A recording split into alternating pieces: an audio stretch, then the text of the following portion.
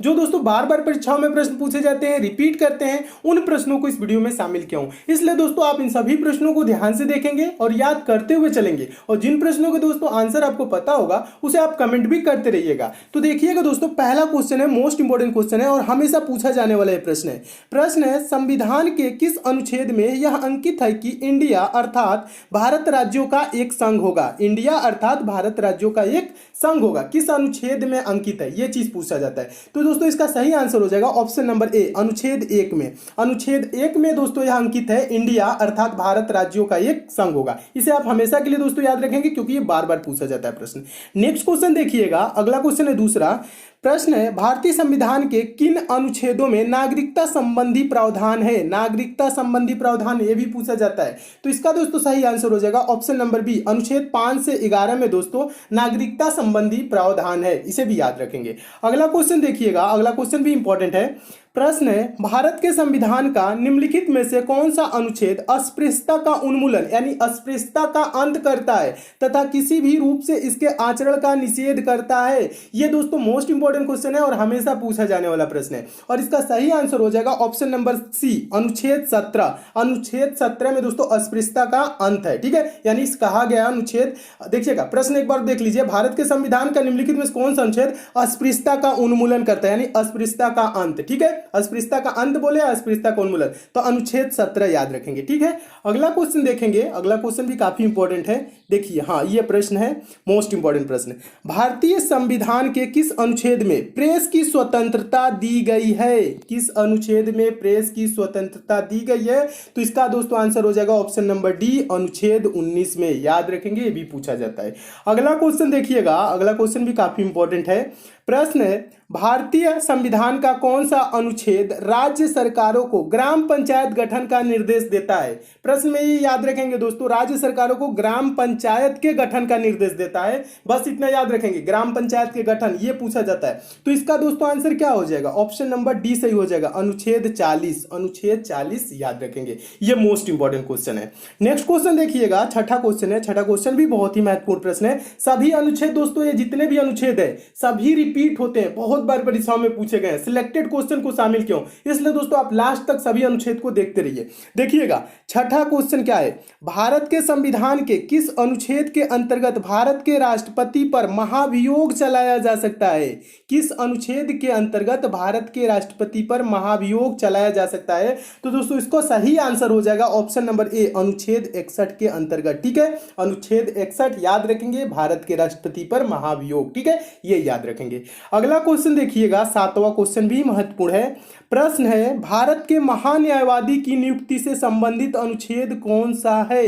भारत के महान्यायवादी की नियुक्ति भी हमेशा पूछा जाता है, तो इसका आंसर क्या हो जाएगा दोस्तों, ऑप्शन नंबर सी सही हो जाएगा, अनुच्छेद 76, ठीक है, अनुच्छेद 76 के तहत दोस्तों भारत के महान्यायवादी की नियुक्ति है, ठीक है। भारत के महान्यायवादी की नियुक्ति संबंधित अनुच्छेद कौन सा है, तो अनुच्छेद 76, ऑप्शन नंबर सी, इसे भी याद रखेंगे। नेक्स्ट क्वेश्चन देखिएगा दोस्तों, आठवां क्वेश्चन भी महत्वपूर्ण है। प्रश्न है संविधान के किस अनुच्छेद द्वारा संसद की संयुक्त बैठक का प्रावधान किया गया है, ठीक है। देखिएगा संविधान के किस अनुच्छेद द्वारा संसद की संयुक्त बैठक का प्रावधान किया गया, ठीक है, किस अनुच्छेद के तहत, तो इसका आंसर क्या हो जाएगा, ऑप्शन नंबर इसका बी सही हो जाएगा, अनुच्छेद 108, ठीक है, इसे भी याद रखेंगे। और जिन प्रश्नों के दोस्तों आंसर आपको पता हो तो आप उसे कमेंट भी जरूर कीजिएगा, मैं कमेंट आपका देखूंगा कितने लोगों ने सही कमेंट किया है, ठीक है। नेक्स्ट क्वेश्चन देखिएगा, संविधान के किस अनुच्छेद में धन विधेयक की परिभाषा दी गई है। यह प्रश्न दोस्तों मोस्ट इंपॉर्टेंट है, क्यों है, क्योंकि यह बहुत बार पूछा जा चुका है, ठीक है। धन विधेयक की परिभाषा, संविधान के किस अनुच्छेद में धन विधेयक की परिभाषा दी गई है, तो इसका आंसर हो जाएगा ऑप्शन नंबर सी सही हो जाएगा, अनुच्छेद 110, ठीक है, अनुच्छेद 110 में धन विधेयक की परिभाषा दी गई है, इसे भी याद रखेंगे। नेक्स्ट क्वेश्चन देखिएगा, 10वां क्वेश्चन है, 10वां क्वेश्चन भी मोस्ट इंपॉर्टेंट है।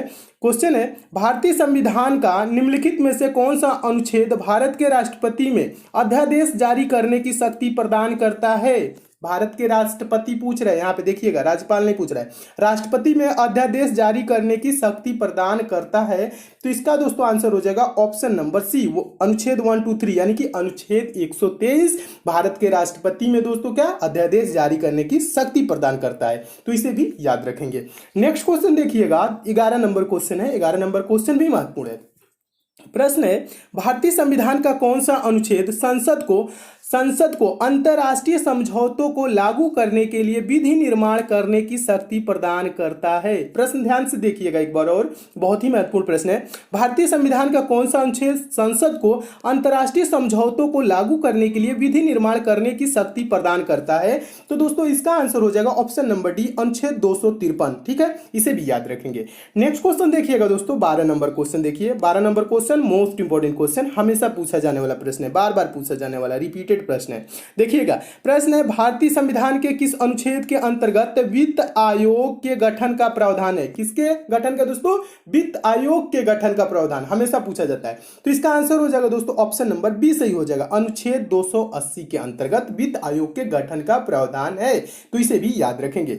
नेक्स्ट क्वेश्चन देखेंगे, 13 नंबर क्वेश्चन है। 13 नंबर क्वेश्चन भी मोस्ट इंपोर्टेंट है, हम बार बार पूछा जाने वाला प्रश्न है, इसे भी याद रखेंगे। देखिएगा, प्रश्न है, संपत्ति का अधिकार संवैधानिक अधिकार है, यानी कि कानूनी अधिकार है, यह बताया गया है किस अनुच्छेद में? तो इसका दोस्तों आंसर हो जाएगा ऑप्शन नंबर डी सही हो जाएगा, अनुच्छेद 300 क में। ठीक है, अनुच्छेद 300 के क में, यानी कि पहला में। ठीक है, इसे भी याद रखेंगे। नेक्स्ट क्वेश्चन देखिए, अगला क्वेश्चन है 14 नंबर क्वेश्चन। 14 नंबर क्वेश्चन भी इंपॉर्टेंट है। प्रश्न है, भारतीय संविधान का कौन सा अनुच्छेद नई अखिल भारतीय सेवा की स्थापना का प्रावधान करता है? और यह प्रश्न दोस्तों मोस्ट इंपॉर्टेंट है, क्योंकि ये बहुत बार दोस्तों आईएएस पीसीएस के एग्जामों में भी पूछा गया है। ठीक है, प्रश्न क्या है, भारतीय संविधान का कौन सा अनुच्छेद नई अखिल भारतीय सेवा की स्थापना का प्रावधान करता है? तो इसका आंसर हो जाएगा दोस्तों ऑप्शन नंबर बी सही हो जाएगा, अनुच्छेद 312। ठीक है, अनुच्छेद 312 याद रखेंगे। नेक्स्ट क्वेश्चन देखेंगे दोस्तों, अगला क्वेश्चन देखिए, 15 नंबर क्वेश्चन है।